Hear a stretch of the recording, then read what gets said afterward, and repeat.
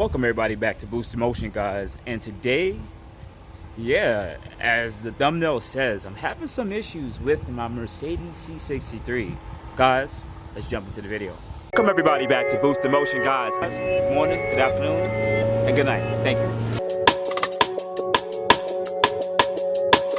So welcome back everybody. I'm having some issues with my Mercedes C63, but before I talk about it, let me give you guys a quick startup, because you know, it's a V8, why not?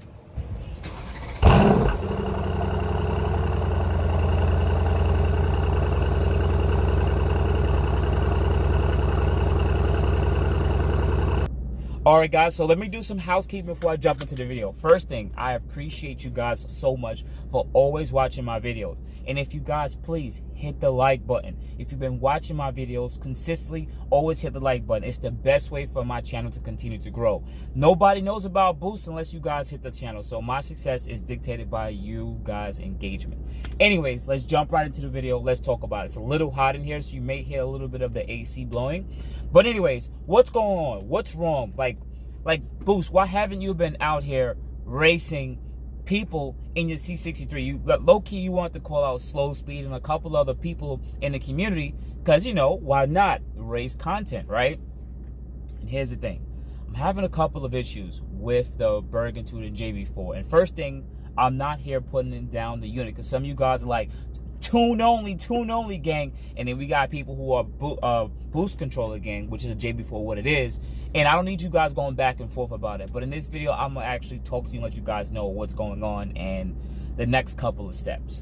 Anyways, so first thing, I got the Bergen Tuning JB4 a couple months back, and I never really got the time to drive the car and data log it and see how it's reacting in map 1, map 2. Now, I did the initial drive, which it did have added performance, but just because you turn up the boost doesn't mean that the car is running right. So I got some time out, and I finally did a couple of pulls in Mexico, and I was surprised. And here's what I'm gonna let you guys know. So in these couple of data logs, I don't think I'm gonna put a picture up or anything like that, but for the people who wanna know, there's certain parameters you want to look at on the JB4 boost controller to make sure that the car is running right?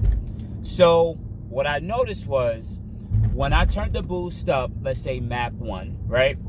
Well, first thing you do a data log in stock map. You just want to see how the car is reacting, boost, AFRs. Everything was good. The car's pulling fine. Then I went to map 1, which is like 3 or 4 PSI above stock. And immediately, yes, I had more performance. But what I realized is that the car started going a little bit more on the rich side, which is pretty common when you turn up the boost controller or to turn up the boost on almost any car when it's not a full-fledged tune. But because it was doing so, right, what happened next was the fuel trims were right where they're supposed to be.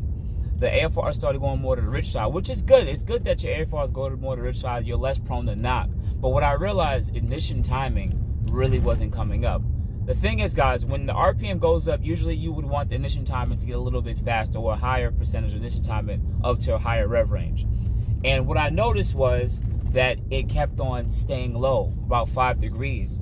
And I'm like, that's not good, because that means that you're not getting the proper amount of performance. There may be small amount of knock going on, not necessarily, but let's say the timing goes up to 10 and it pegs back down before you get to high RPM. Those are usually, I would consider, little knock events or detonation events. I don't think anything crazy or serious, but the car isn't running as best as it actually should. Bear being like, let me close this up. Got a little bit of glare and everything like that. So I noticed that, and I'm like, all right, let me do it. Maybe I need to like let me turn it up a little bit more. So then I ran map 2 just to see, and I realized that it was only getting worse. And I'm like, damn, this is map 1 and map 2, and I'm already having these issues. So I said, all right, that's not gonna work out. Maybe it's the fuel. Maybe it might just be the fuel.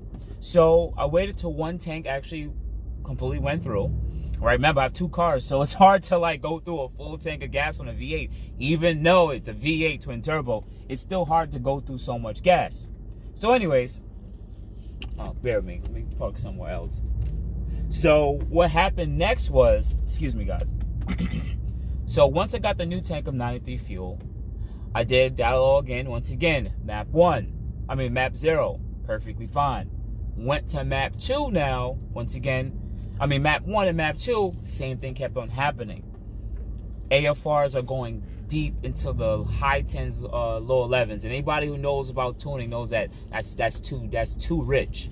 And what the car would actually started doing, what I noticed is that it started limiting the percentage of the throttle body. What does that actually mean?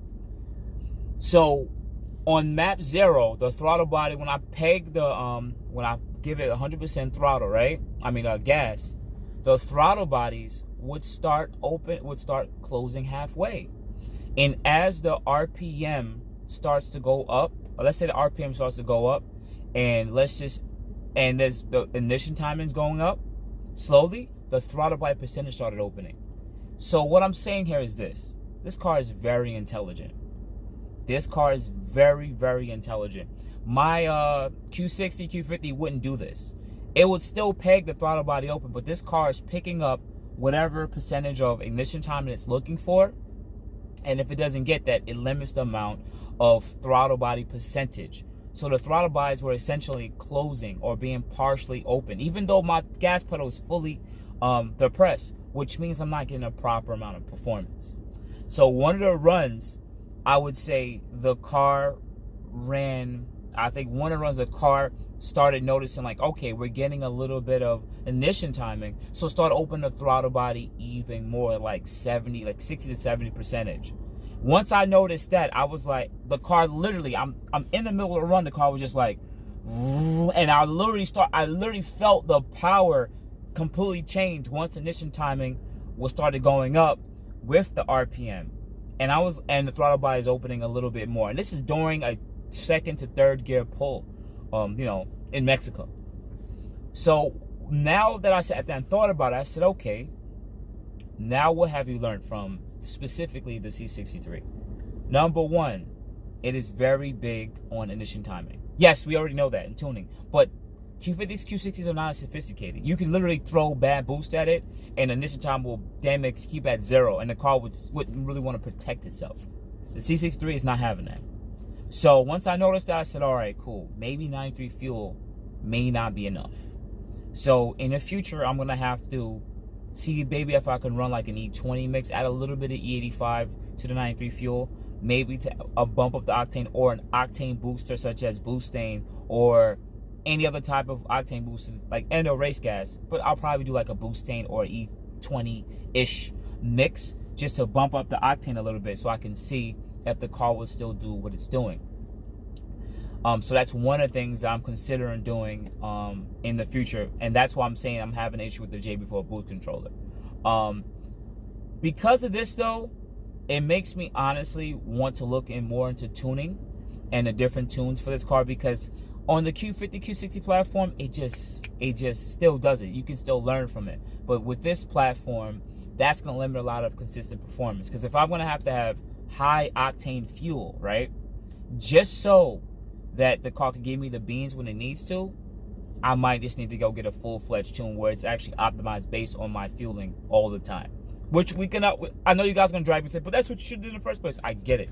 But I like to learn about the car first, and the boost controllers are one of the best, or at least the JB4 boost controller is one of the best ways to learn how the car is reacting to the fuel and know what's going on. Because some of you guys just go get a tune, and y'all know nothing what's going on.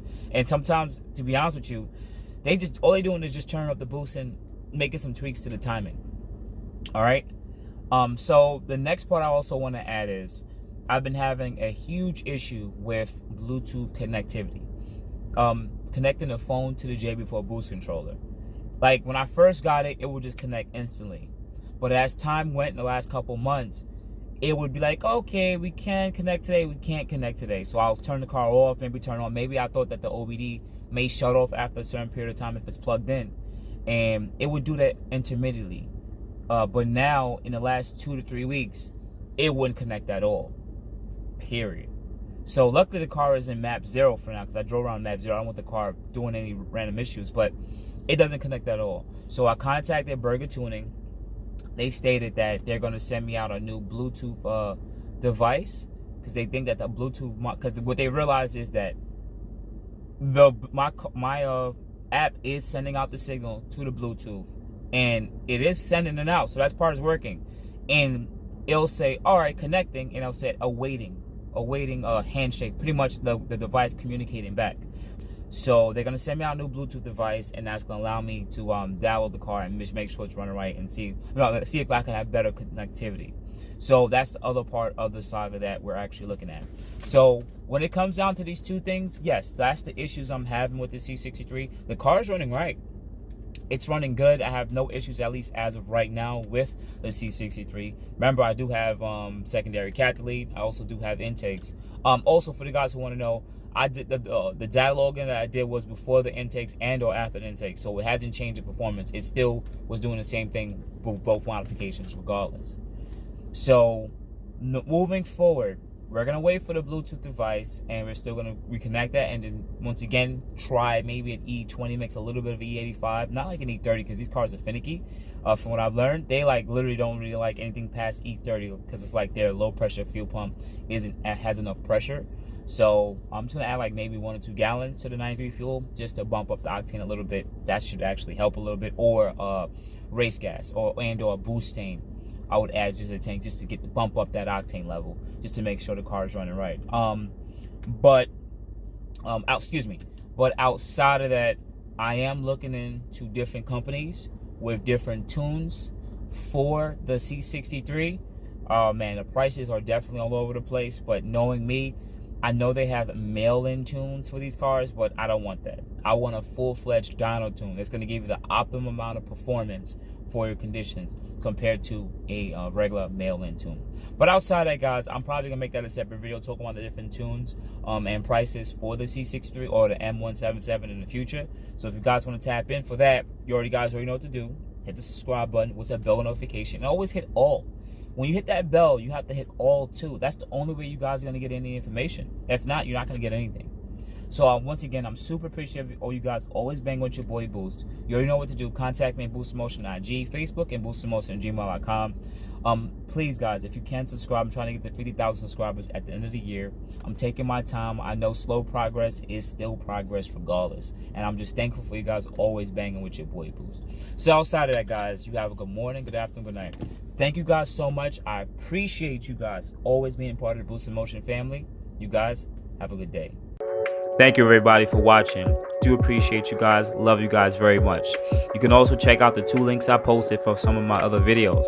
Also, on top of that, if you want to purchase some Boost in Motion merch, definitely check the link that I posted also. And finally, if you've been watching all my videos and you enjoy them, please hit the link to subscribe to my YouTube channel. Thank you. Thank you.